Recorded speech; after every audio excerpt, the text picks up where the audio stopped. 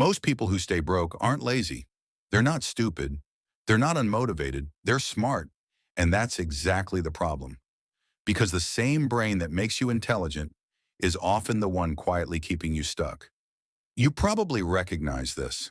You understand how money works. You consume business content. You see opportunities other people miss. Yet your income stays inconsistent. Your progress feels slow. And people who seem less capable somehow move ahead of you. This creates frustration and eventually self-doubt. And here's the dangerous part. You start assuming the problem is external. The algorithm, the economy, bad timing, the wrong niche. It isn't. Smart people fall into a trap called cognitive overprotection. Your brain's main job is not success, it's safety.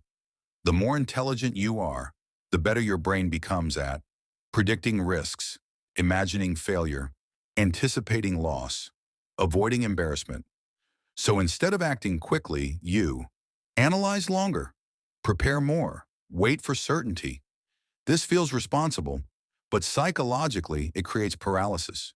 While others move with imperfect plans, you stay stuck optimizing a future that never arrives. Here's what makes this worse. Your brain rewards you for overthinking. Every time you research another strategy, every time you refine your plan, your brain releases dopamine. It feels like progress, but it's not. It's procrastination dressed in productivity. And because it feels good, you keep doing it. You become addicted to preparation, while execution keeps getting delayed. This is how it plays out in business. You hesitate to launch because it's not ready yet. You delay charging more because the market might not accept it. You avoid visibility because people might judge. So you stay underpriced, underexposed, underpaid. Not because you lack ability, but because your brain is constantly running risk simulations. Let me show you what this looks like in practice. Someone makes $3,000 a month freelancing. They know they should raise their rates. They've done the research. They understand their value, but they don't do it. Why? Because their brain generates scenarios. What if clients leave? What if I can't get new ones? What if I'm not actually worth more? So they stay at $3,000. Meanwhile, someone less experienced charges $5,000 and gets hired anyway, not because they're better, but because they moved before their brain could talk them out of it. And the longer this pattern runs, the more your identity locks in. You start seeing yourself as, I'm capable, but unlucky. I know a lot, but things don't work for me. That belief becomes expensive, because once you accept that story, your actions will quietly align to prove it true. Here's what staying broke actually costs smart people. You burn time instead of money. You trade years for someday. You watch confidence slowly erode. And the most painful part? You know you could do more. That internal gap between potential and reality creates quiet resentment, not just toward the system, but toward yourself. Let me be specific about what this costs. Financially, you stay in survival mode. You can't invest in growth. You can't take calculated risks. Every expense feels like a threat. Psychologically, you second-guess every decision. You compare yourself to people making progress. You start believing something's wrong with you. Socially, you avoid conversations about money. You decline opportunities because it's not the right time. You watch peers build things while you're still planning. And here's what nobody tells you. The longer you stay stuck, the harder it becomes to move. Not because the market changes, but because your nervous system adapts to staying small. Your brain starts treating inaction as the safe default. That's when smart people mentally quit. They don't stop working. They stop believing momentum is possible. They shift into maintenance mode. Keep the job. Pay the bills. Stop expecting more. And the saddest part? They accept it. They tell themselves, maybe I'm just not built for this. Maybe success is for other people. But that's not true. The people who escape this trap don't become smarter. They become decisive. They understand one uncomfortable truth.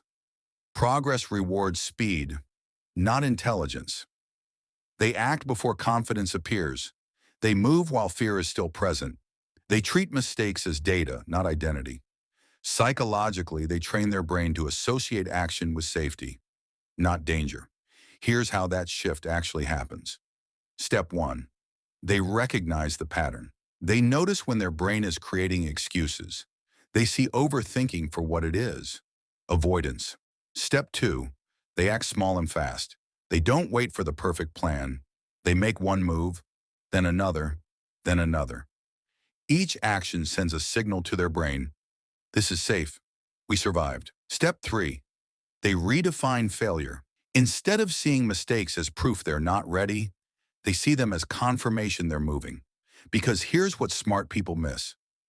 Failure only matters if you stop. If you keep moving, failure becomes feedback. And once that shift happens, income starts responding. Not instantly, but consistently. Let me give you a real example. Two people start online businesses. Person A spends 6 months building the perfect website, creating the perfect offer, writing the perfect launch plan. They finally launch. It flops. They're devastated because they invested so much and it didn't work. Person B launches in 2 weeks. It's rough. The offer isn't perfect. The messaging is unclear. But they learn what doesn't work. They adjust. They launch again and again. By month 6, they've launched 5 times. Each launch taught them something. Each iteration got better. Who do you think makes money first? It's not even close. The difference isn't intelligence. It's speed of iteration. And smart people resist this because iteration means being publicly imperfect. That's the real fear, not failure. Visible. Failure. If you're smart and stuck, here's what changes everything. Stop optimizing, start moving. That doesn't mean be reckless. It means act on 70% certainty instead of waiting for 100%. Train your brain to reward action, not planning. When you execute something imperfect, celebrate it. Not because it worked, because you moved. Your brain will start associating execution with reward. Shrink the decision. Don't ask, should I start a business? Ask, can I make one offer this week? Small decisions bypass overthinking. Expect discomfort and move anyway. Fear won't go away. Doubt won't disappear. You don't wait for them to leave. You act while they're present. That's the only way forward. Because here's the truth. Your brain will always generate reasons to wait. That's its job. Your job is to move anyway. If you're smart and stuck, here's the truth you need to hear. Your problem is not knowledge. It's hesitation disguised as intelligence. The moment you start moving before certainty, your brain will follow. And that's when things finally change.